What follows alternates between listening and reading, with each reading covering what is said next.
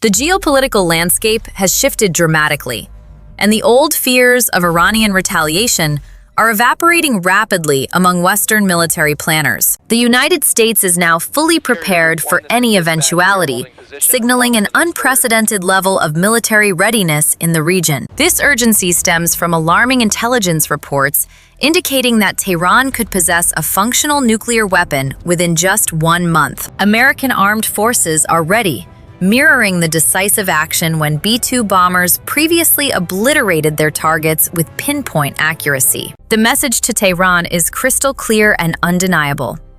If you take hostile action, we will inflict severe consequences upon you. American forces are now even more prepared for large-scale operations than they were prior to the devastating 12-day war. While America projects strength externally, a different reality is unfolding deep within the fortified power centers of the Iranian capital. Supreme Leader Ayatollah Ali Khamenei has retreated from public view, fleeing into a heavily fortified underground bunker located in Tehran. This drastic move to a subterranean shelter containing a series of complex tunnels follows dire warnings from senior security officials. His military advisors warned of a significantly increased likelihood of a decapitation strike aimed directly at the regime's top leadership. Consequently, his son Masoud has stepped out of the shadows to assume command of daily operations and manage executive responsibilities. This unprecedented transfer of command authority to Khamenei's son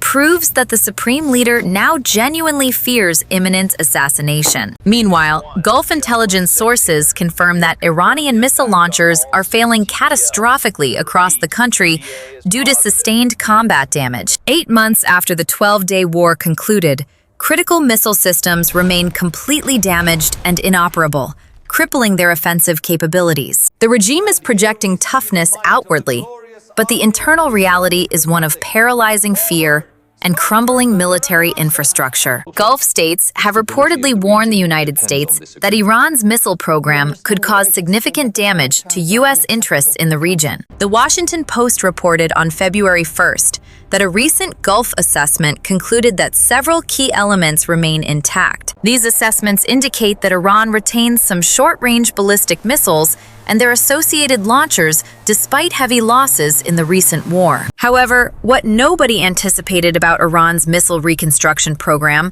was the sheer scale of destruction Israeli strikes inflicted on infrastructure. A former Iranian diplomat claims production has doubled, but Pentagon intelligence assessments paint a vastly different and more dire picture for Tehran. Estimates suggest that the Islamic Revolutionary Guard Corps began the previous conflict with approximately 480 transporter-erector launchers. Following the intense 12-day air campaign, they ended the conflict with roughly only 100 functional launchers remaining in their arsenal. Iran lost 380 mobile missile launchers in 12 days, which represents a catastrophic blow to their primary deterrence capability. This massive reduction in launcher capacity is critical because missile cities managed to preserve stockpiles but couldn't protect the delivery systems. Without functional transporter-erector launchers to move and fire them, ballistic missiles sitting in deep underground storage are essentially useless. This is exactly where Gulf state intelligence revealed the true state of Iran's missile readiness,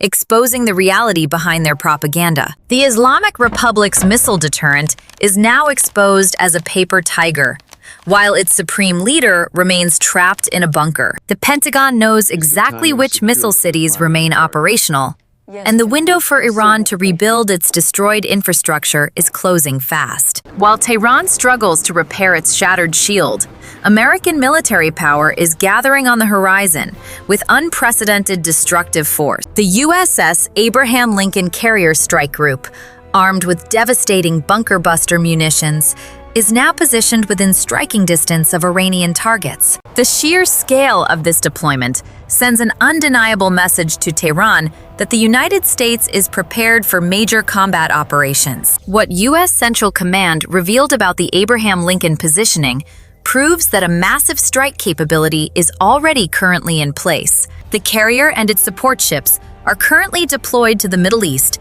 to officially promote regional security and stability. The Lincoln Strike Group is comprised of the formidable aircraft carrier and several guided missile destroyers, including the USS Frank E. Peterson Jr. These destroyers are equipped with advanced Aegis combat systems, capable of intercepting ballistic missiles and protecting the carrier from any aerial threats. Other key assets include the destroyers USS Spruance and USS Michael Murphy, forming a protective shield around the high-value capital ship. The Lincoln carries powerful squadrons of Super Hornets, Growlers for electronic warfare, advanced F-35C stealth fighter jets, and various support helicopters. According to the New York Times, the carrier augments military assets in the region that include about a dozen F-15 jets. These additional land-based fighters were sent specifically to bolster America's offensive capabilities in preparation for potential large-scale combat operations. Dozens of heavy transport aircraft are simultaneously unloading vast quantities of military equipment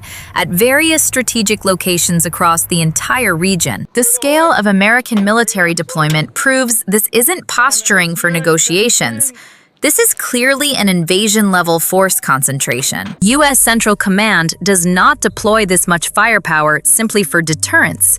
It deploys this level of force for absolute destruction. Furthermore, a destroyer with missile defense systems has been positioned near Israel, with 3 additional destroyers currently en route to the area. The strike package is assembled, the targets are acquired, and the most powerful air and sea armada in modern history is waiting. Then came the public warning revealing Tehran's desperation to deter American strikes by threatening a widespread conflict. The Americans should know that if they start a war, this time it will be a fierce regional war. Iranian Supreme Leader Ali Khamenei warned Sunday that any attack by the United States would spark a regional war, further escalating tensions as President Donald Trump has threatened to militarily strike the Islamic Republic if they continue their nuclear program. Iranian Foreign Minister Abbas Araghchi stated on February 1st that if the United States attacks Iran, the conflict will extend. These are empty threats from a leader currently hiding underground, because Iran already played that card and lost. Iran previously struck U.S. interests in regional countries in response to U.S. actions, including in January 2020 and in June 2025 when Iran attacked Al Udeid Air Base in Qatar during the war. Here's where IRGC naval exercises exposed operational limitations, proving that their claims of missile readiness are pure propaganda. The IRGC Navy plans to conduct a live-fire exercise in the strategic Strait of Hormuz on February 1st and 2nd. The exercise was likely intended to try to deter U.S. military action against Iran by showcasing naval capabilities. The IRGC Navy canceled the exercise, however, reportedly following a stern United States warning to cease provocative actions. Iran canceled critical military exercises after American warnings, and that is not deterrence. That is absolute capitulation. This proves Tehran knows its missile forces cannot defend against U.S. strikes, and IRGC threats about regional war ring hollow. Here is where Iranian parliamentary theater exposed regime panic over European designations and the looming American threat. Iranian members of parliament wore IRGC uniforms to parliament, shouting slogans, while Khamenei hides in a bunker. Performance art in parliament does not stop Tomahawk cruise missiles launched from American destroyers sitting offshore. Consider how Trump's public statements about Iran's nuclear program shifted focus from recent protests to permanent threat elimination. Trump has laid out 2 red lines for military action: killing peaceful protesters or mass execution of detainees. He has increasingly begun discussing Iran's nuclear program as well, elevating it to a primary justification for action. The nuclear program is now the main justification for strikes, regardless of protest casualties or other considerations. Tehran walked into a trap by rebuilding enrichment capabilities, giving Washington the exact excuse it needed for military intervention. Iranian Foreign Minister Araghchi's warnings about regional war